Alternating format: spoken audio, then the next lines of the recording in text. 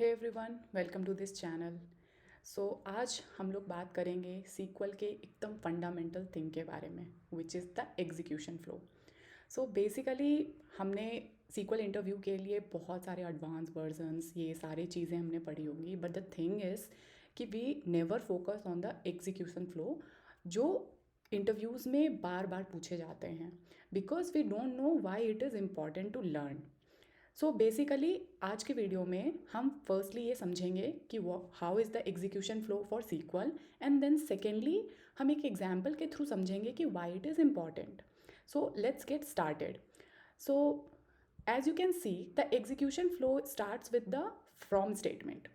From के बाद join आता है, and then where, and then group by, and then having, select, distinct, order by और finally limit. I assume आप लोगों को इन सारे क्लॉजेस का importance and how it works ये पता होगा। Now let's try to understand कि ये एग्जीक्यूशन फ्लो को समझना इम्पॉर्टेंट क्यों है। Let's take an example. As you can see, we have two tables यहाँ पे। Firstly is the names which is containing ID and name. Let's assume कि these are employee names and employee ID. Second table is salary. So this is again containing ID and salary. This is again employee ID and you can say salary of that employee. Now let's try to understand the importance of SQL execution flow through this example.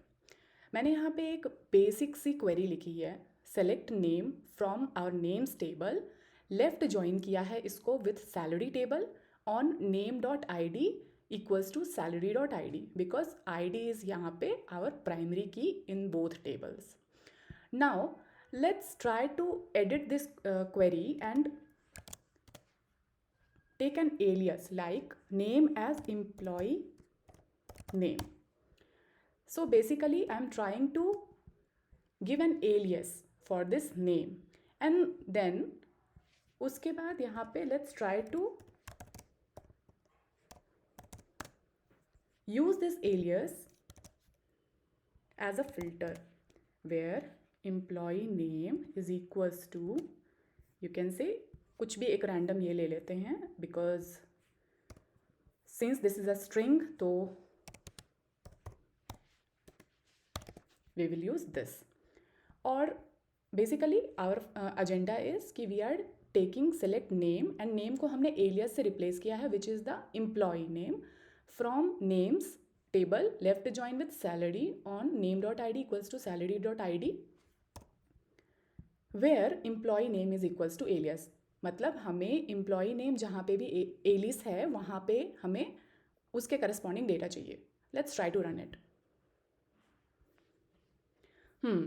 We got this error. Now let's try to understand कि ये error क्यों आया. यहाँ पे ये error इसलिए आया because as per our execution flow we can see that select execute होता है after where.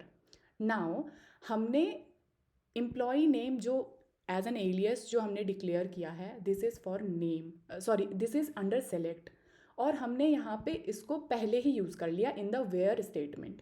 Now what is happening, जब भी this where is going for the employee name, इसको employee name मिल ही नहीं रहा है, because ये select में execute होगा और select where के बाद execute होगा.